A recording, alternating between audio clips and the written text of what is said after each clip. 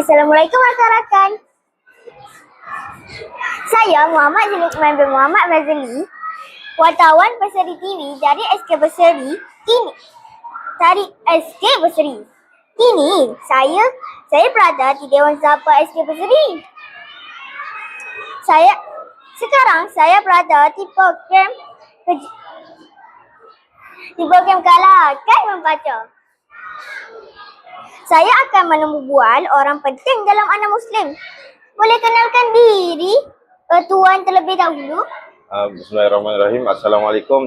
Nama yang diberi Khairul Idlan Binawi. Saya salah satu wakil daripada anak Muslim dari Cawangan Sungai Petani.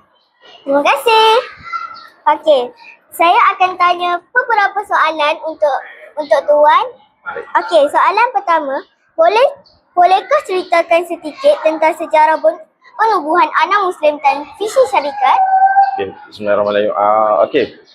Asal penubuhan anak Muslim dulu diberi nama sebagai, untuk pengetahuan, dulu diberi nama sebagai Beluti Communication, dan juga sekarang kepada anak Muslim Sendirian Berhad. Jadi tarikh penubuhan adalah penerbitan buku yang kita buat adalah pada tahun 1998.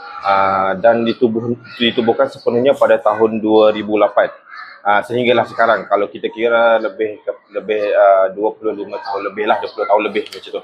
Jadi visi yang kami terapkan, yang kami pegang sekarang adalah untuk mendidik dan membimbing masyarakat, terutamanya kanak-kanak sekolah rendah, supaya untuk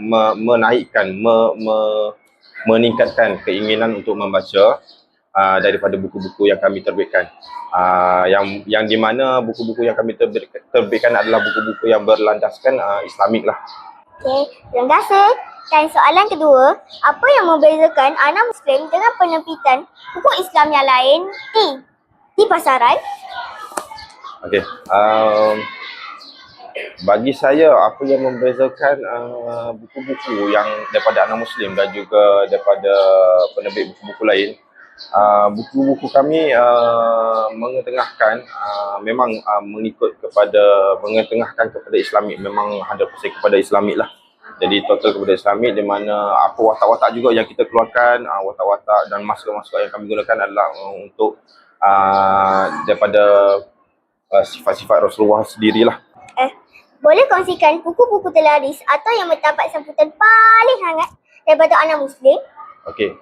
Buku-buku yang kita sediakan adalah, buat masa sekarang kita ada 3 kategori buku. Yang pertama adalah Educomic, di mana Educomic itu adalah edukasi komik yang kita sediakan dengan buku latihan dan juga komik yang digabung sekali, di mana kita gabungkan adalah untuk menarik minat, untuk tidak membosankan adik-adik yang membaca. Okey, yang kedua kita ada komik dan juga novel. Jadi buku-buku yang agak terlaris, bagi saya semua yang saya sebutkan tadi adalah buku-buku yang sangat laris sebenarnya. Jadi salah satunya, saya boleh sebutlah, salah satunya adalah Bisikan Syaitan. Bukan berkenaan dengan syaitan, berkenaan dengan adab dan akhlak. Jadi saya harap tak ada yang salah faham. Jadi salah satu, kalau buku perempuan kita tengok kepada Z Wannabe dan Pija nak jadi superstar, macam lebih kurang saya lupa. Okey, baik. Yang lainnya novel berkaitan dengan buku-buku hantu, di mana buku hantu bukannya berkenaan buku hantu, tapi lebih kepada jangan takut hantu. Maksudnya nak cakap kita jangan takut hantu. Kenapa? Sebab kita ada penolong, di mana kita ada Allah Subhanahu Wa Taala. Betul tak? Itu saja. Wah, bestnya tadi. Okey, ni soalan terakhir untuk Tuan. Apa perancangan anak Muslim untuk masa hadapan? Adakah ada projek atau buku istimewa yang pakai tata? Okey, buat masa sekarang ni kita ada terbitkan buku yang diberi nama sebagai Bukezin. Bukezin ni adalah buku daripada majalah yang kita bukukan.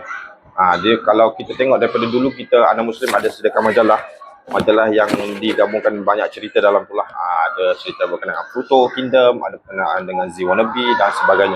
Jadi kita bukukan, kita jadikan sebagai buku, maksudnya buku yang biasalah, tak dijadikan majalah, dibukukan dan diolah dengan lebih menarik lah. Jadi yang kedua, kita ada buat Ana Muslim Plus, di mana itu adalah bahan digital daripada kami yang belum lagi dikeluarkan. InsyaAllah kalau dalam masa terdekat ni kita akan keluarkan. InsyaAllah ini untuk penggunaan boleh digunakan untuk cikgu, murid-murid dan ibu bapa lah. Wah, berikan tepukan untuk Tuan Khairul. Terima kasih ya Tuan kerana sudah sudi menjawab soalan saya.